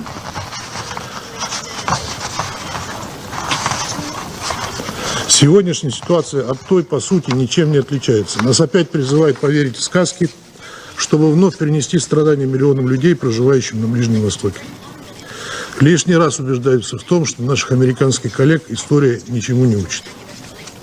Сожалеем, что сегодня некоторые из вас в этом зале не нашли и не находят смелости назвать вещи своими именами и осудить действия Вашингтона. И скажу вам, нам странно участвовать в этом театре абсурда и цинизма. Представитель Соединенного Королевства призывает Иран к сдержанности. Страну, которая подверглась неспровоцированной атаке и бомбардировке ее ядерных объектов. Как будто это Иран, а не Израиль и США, обострили ситуацию до предела. К сдержанности призывают Иран и ряд других членов Совета. Мы видели много лицемерия в этом зале, но это стоит особняком. Это удивительный пример лицемерия со стороны тех, кто последние дни пытается, нагнетает страсти вокруг скорого истечения резолюции 2231. Госпожа председатель, на протяжении прошедшей недели мы были свидетелями нового, крайне опасного витка эскалации. Прошедшей ночью ситуация и вовсе приобрела беспрецедентный характер. Радиологические последствия американской атаки еще только предстоит оценить, и мы рассчитываем, что МАГАТЭ и его генеральный директор дадут четкий, профессиональный и беспристрастный анализ ситуации, в том числе представив объективный доклад в ходе срочной сессии Совета управляющих агентств. Однако уже сейчас очевидно, что атаки на ядерные объекты Ирана, включая осуществленные одним из депозитариев дня, а именно Соединенными Штатами, представляют собой колоссальный удар по глобальному режиму нераспространения. Они не просто подрывают авторитет МАГАТЭ и всей системы проверок и контроля, осуществляемых агентством. Они разрушают основы международного взаимодействия в этой сфере, рискуя фактически отбросить его в эпоху неконтролируемых ядерных рисков. Похоже, именно этого и добиваются в Вашингтоне и Западном Иерусалиме.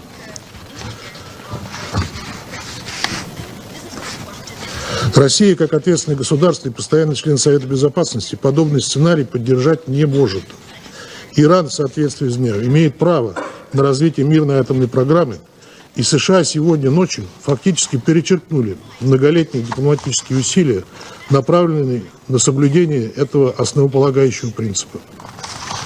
Согласиться с правомерностью американских действий – это все равно, что отправить все имеющиеся у международного сообщества соответствующие наработки в утиль. И раз уж сегодня так много говорилось о важности дня и глобального режима нераспространения ядерного оружия, то хочу напомнить, что Израиль к дню так и не присоединился. Соответственно, никакой полноценной системы проверок МАГАТЭ в отношении него не применяется. Иран же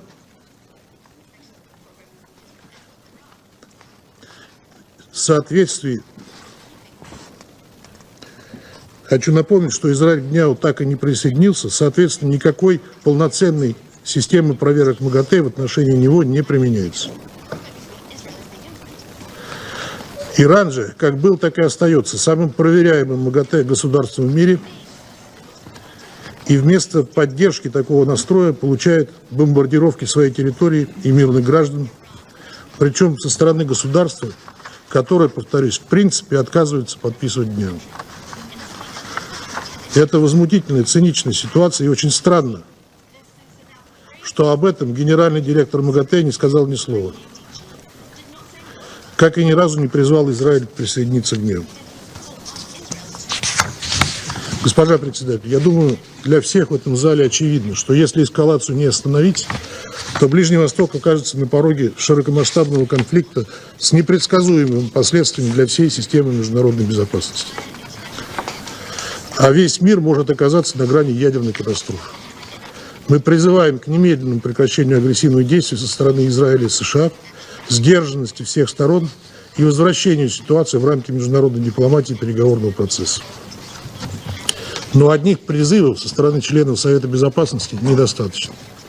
В силу положения Устава ООН, которые в иных случаях те, кто сегодня лицемерно молчит, рьяно призывают соблюдать, Совет Безопасности просто обязан выработать коллективное решение, которое сделало бы недопустимыми удары по объектам иранской инфраструктуры мирного атома, находящимися под гарантиями МАГАТЭ.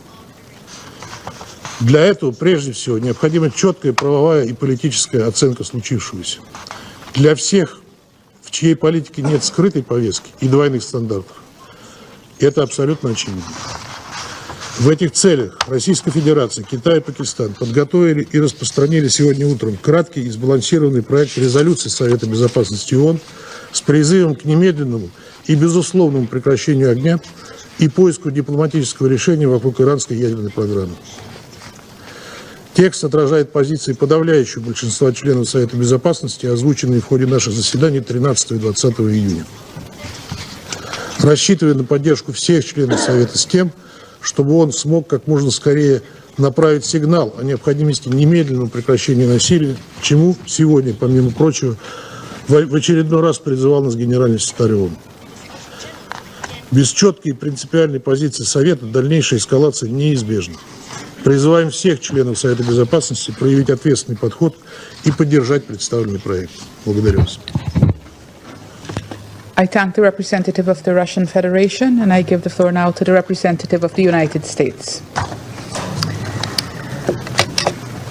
Thank you, Madam President, and thank you, Secretary General Antonio Guterres, Assistant Secretary General Miroslav Yencha, and Director General Rafael Grossi, for your continued attention on this urgent matter of international peace and security. Madam President, last evening, U.S. military strikes targeted nuclear facilities in Fordow, Natanz, and Esfahan, with the aim of dismantling Iran's nuclear enrichment capacity and stopping the nuclear threat posed by the world's foremost state sponsor of terror. This operation sought to eliminate a long-standing but rapidly escalating source of global insecurity and to aid our ally Israel in our inherent right of collective self-defense, consistent with the UN Charter. For 40 years, the Iranian government has called for death to America and death to Israel, and posed a constant menace to the peace and security of its neighbors, the United States, and the entire world. Iran has attacked Israel with hundreds of ballistic missiles and through terrorist proxies. For decades, Iran has been responsible for misery and countless deaths across the Middle East. Iran's government and its proxies have also killed numerous Americans, including American service members in Iraq and Afghanistan. In recent weeks, Iranian officials have intensified their hostile bluster and rhetoric. Iran has long obfuscated its nuclear weapons program and stonewalled good faith efforts in recent negotiations. Madam President, the time finally came for the United States, in the defense of its ally and in the defense of our own citizens and interest, to act decisively. The Iranian regime cannot have a nuclear weapon. Let us be clear. Iran should not escalate. As President Trump said, any Iranian attack, direct or indirect, against Americans or American bases will be met with devastating retaliation. To fulfill its core mission of maintaining international peace and security, this Council must call upon the Iranian regime to end its 47-year effort to eradicate the State of Israel, to terminate its drive for nuclear weapons, to stop targeting American citizens and interests, and to negotiate peace in good faith for the prosperity and security of the Iranian people and all other states in the region. Madam President, a member state here today cast aspersions about hypocrisy and raised the forthcoming meeting on UN Security Council Resolution 2231. In that regard, I would point out that the recent IAEA report on verification and monitoring of Iran's noncompliance with obligatory nuclear safeguards shows clearly that Iran has been continuing to accelerate its nuclear activities without any credible civilian justification. We look forward to discussing the implications of this report and its broader implications on Tuesday, when the Secretariat briefs on the report on implementation of UNSCR 2231. Thank you, Madam President. I thank the representative of the United States for her statement, and I give the floor now to the representative of Slovenia. Thank you, Madam President. Secretary General, thank you very much for your remarks. And thank you also to Director General Grossi and Secretary General, Assistant Secretary General Yencha for their briefings. Madam President, this body is mandated to work for maintenance of international peace and security. There are moments in this chamber and outside, pivotal moments that shape our collective future. We believe today's debate is one of them. Slovenia denounces the sharp military escalation. This escalation risks to further exacerbate an already extremely dangerous and unstable regional situation and is threatening international peace and security. Therefore, we join the Secretary General's call on the parties to the conflict to disengage from further escalation and retaliation. We call for an immediate ceasefire. Madam President, we further call on the parties to the conflict to respect the UN Charter and international law, including the international humanitarian law. As we have been proven time and time again, violence and military conflicts lead nowhere but to an ever greater suffering of the innocent people of the Middle East. We are deeply alarmed about the toll of the ongoing situation on civilians, the chaos and the fear it is sowing. Madam President, Slovenia remains concerned about the size and unclear nature of Iran's nuclear program. We reaffirm our firm rejection of nuclear proliferation. At this point, I wish to express our full support to the work of the International Atomic Energy Agency and to you, DG Grossi. At this critical moment, with so much at stake, we must insist on diplomacy. A tailored diplomatic solution is needed. We welcome attempts of maintaining a diplomatic path in the recent days, namely the meeting of the E3 and the EU with Iran, and call on everyone else to follow this path. We call on the parties to the conflict and those with influence on them to prioritize diplomacy and peace and to return to the negotiating table. This must include Iran's nuclear question, leading us to establishing a credible, comprehensive, and verifiable solution, as well as dealing with other regional crises, including Gaza. Madam President, let me repeat. This is not a time for further escalations. This is not a time for retaliatory measures. It is time for de-escalation and diplomacy. It is time for peace. And we call on all leaders to show leadership for peace. I thank you. I thank the representative of Slovenia for her statement, and I give the floor to the representative of Somalia. Madam President, at the outset, Somalia wishes to thank the Presidency for convening the Council again in response to escalating and grave developments in the Middle East. We also extend our appreciation to the Secretary General for his introductory remarks and to DG Grossi and ASG Yanka for their thorough updates on this worrying and rapidly evolving threat to international peace and security in the Middle East. The recent attacks on nuclear facilities of Fordow, Natanz, and Esfahan in Iran represent a perilous escalation that threatens to engulf the entire region in an uncontrollable cycle of violence, suffering, and destruction. Somalia condemns any acts of aggression that violate the sovereignty and territorial integrity of member states. Such actions are in clear contravention of the principles enshrined in the Charter of the United Nations, in particular Article 2, Paragraph 4, which prohibits the threat or use of force against any state. We reaffirm the importance of respecting the sovereignty and territorial integrity of the Islamic Republic of Iran. Our delegation believes that all member states share responsibility to act in accordance with these principles and commitments. Madam President, at this critical moment, 4 urgent actions must guide our collective response. First, uphold international law and the UN Charter.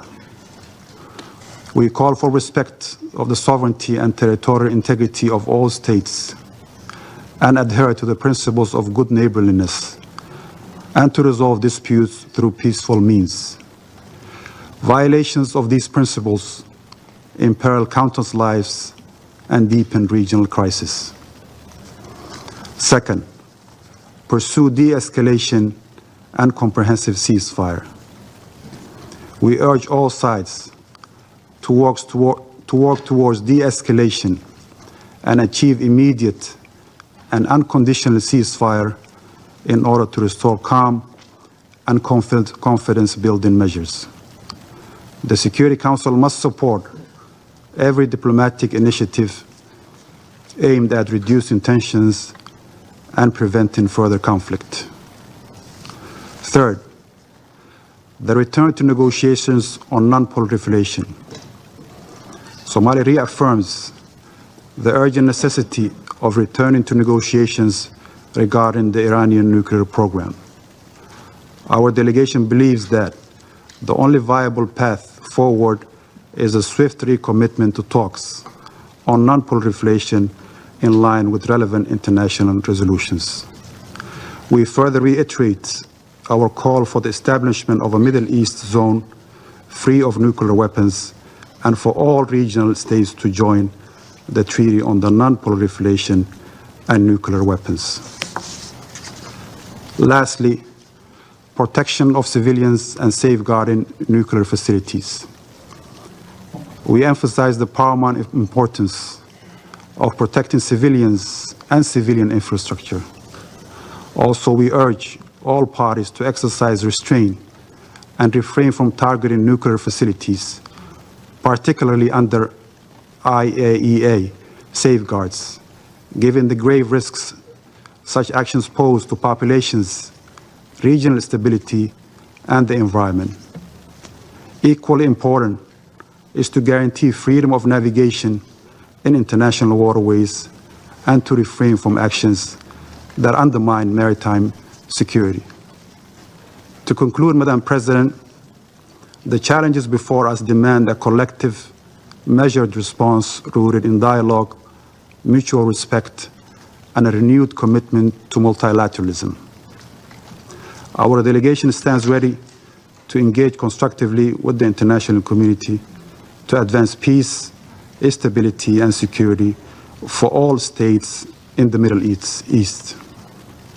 We urge all parties to act with responsibility and wisdom, placing the well-being of the region's people above all other considerations.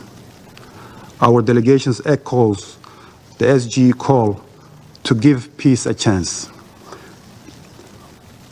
and reiterates its call to seize this moment to redouble efforts for de-escalation and a return to negotiations and a sustainable diplomatic process. I thank you. I thank the representative of Somalia for his statement, and I give the floor to the representative of Pakistan. Thank you, Madam President, for convening this yet another emergency meeting of the Security Council. And I would also like to join colleagues in thanking the Secretary General for his remarks. You couldn't be clearer than that, Secretary General. Thank you. I would also like to thank ASG Shenka and Director General Grossi for their important briefings. Madam President, when the Security Council met for the second time last Friday, following Israel's wanton continuing aggression and unprovoked strikes against Iran, many members warned the international community of this grave violation of the UN Charter and the risk of dangerous escalation. We have heard the same today around the table from Council members as well as the Secretary General and other briefers. But tragically, developments over the past 24 hours have only confirmed those warnings. And it is unfortunate that the universal calls for de-escalation and a peaceful resolution of this crisis through dialogue have remained unheeded. From the outset, Pakistan has adopted a principled position on these developments, a position based entirely on international law and the UN Charter. We have thus strongly and unambiguously condemned the Israeli aggression, expressed solidarity and full support for Iran's inherent and legitimate right of self-defense in conformity with the Charter of the United Nations, denounced the unlawful Israeli unilateral strikes on IAEA safeguarded Iranian nuclear facilities, called for bringing an end to this aggression, advocated cessation of hostilities and for reverting to dialogue and diplomacy for a peaceful, lasting settlement of the Iranian nuclear issue. In recent days, Pakistan's leadership, including the Deputy Prime Minister and Foreign Minister, has remained actively engaged in promoting those objectives through numerous and continuing contacts with leaders of other countries and our partners across regions, all in the interest of preserving international peace and security and in fulfillment of our responsibility as a member of the Security Council. The Council of Foreign Ministers of the OIC meeting in Istanbul has echoed the same call for ending the aggression and supporting de-escalation and a peaceful settlement. It is in this context that we are seriously concerned by the recent developments that have further heightened tensions. Pakistan has condemned the US strikes on Iranian nuclear facilities, which come on the heels of a series of brazen attacks by Israel on the nuclear sites.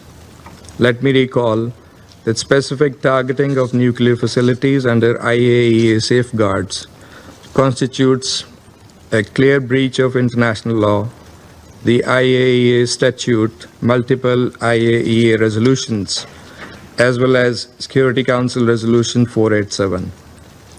And according to Article 25 of the Charter, the members of the United Nations agree to accept and carry out the decisions of the Security Council in accordance with the Charter. That responsibility to carry out the decisions of the Security Council is heaviest with the members of this Council, particularly the permanent members in the first place.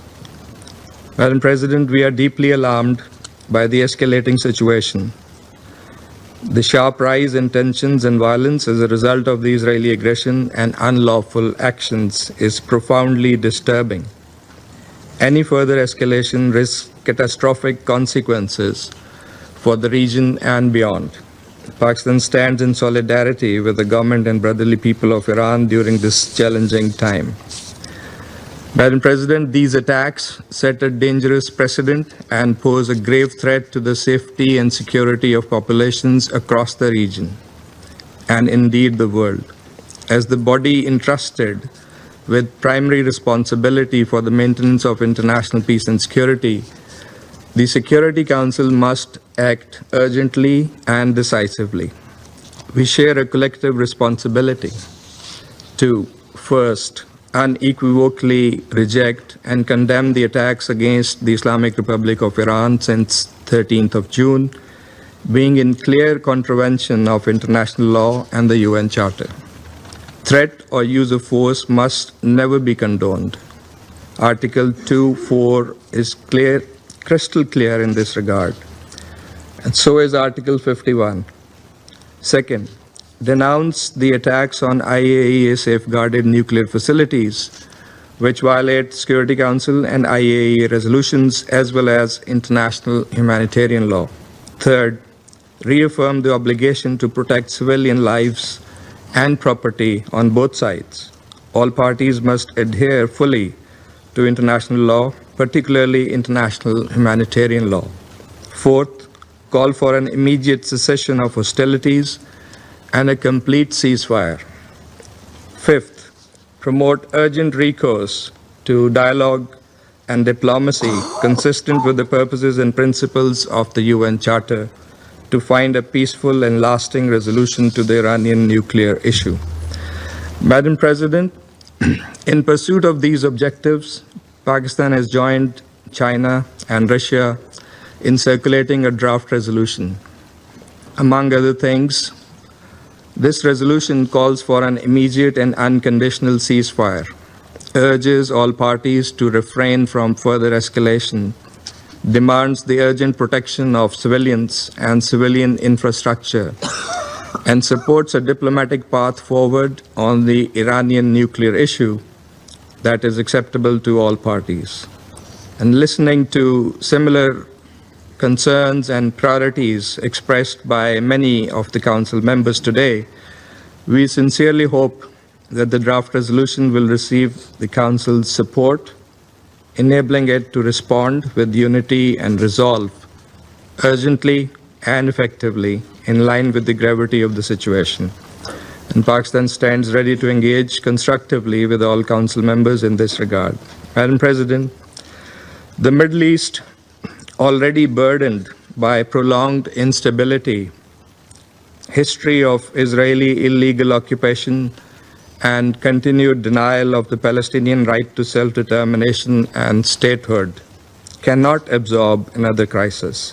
We must act now to prevent the situation from spiraling further out of control. History has taught us that the use of force and unilateral military actions only deepen conflicts and entrench divisions, with tragic human and humanitarian consequences. Dialogue and diplomacy remain the only path forward. These must be pursued with seriousness and sincerity by all. I thank you. I thank the representative of Pakistan for his statement, and I give the floor to the representative of Algeria.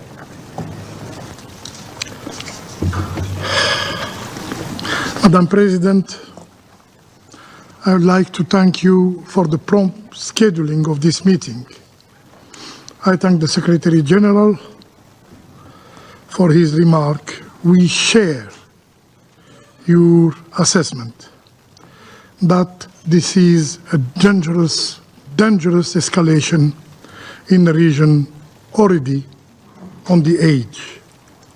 And we echo your pressing call on member states to de-escalate and to uphold their obligation under the UN Charter and other rules of international law. I also thank ASG Genca and Director General Grossi for their briefings. Madam President, the world, and especially the Middle East, cannot endure another war. Unfortunately, events in the region are accelerating in an alarming pace, pushing the Middle East dangerously close to an apocalyptic scenario. At a time when the international community was united, yes, was united in seeking ways to ease tensions, the situation has deteriorated sharply yesterday and further exacerbated by American strikes targeting Iranian nuclear facilities. Algeria expresses its deep concern and regret over this grave development, which significantly worsens the security and exposes the entire region to unprecedented risks with potentially uncontainable consequences. The erosion of the international nuclear security architecture poses a grave threat not only to regional stability, but also to the global peace and security. Attacks on nuclear facilities under international safeguards seriously undermine the integrity and credibility of the global non-proliferation regime. Therefore, we reaffirm that the legal framework safeguarding nuclear installations is clear, is comprehensive, is binding. Its very existence is precisely to ensure the highest levels of safety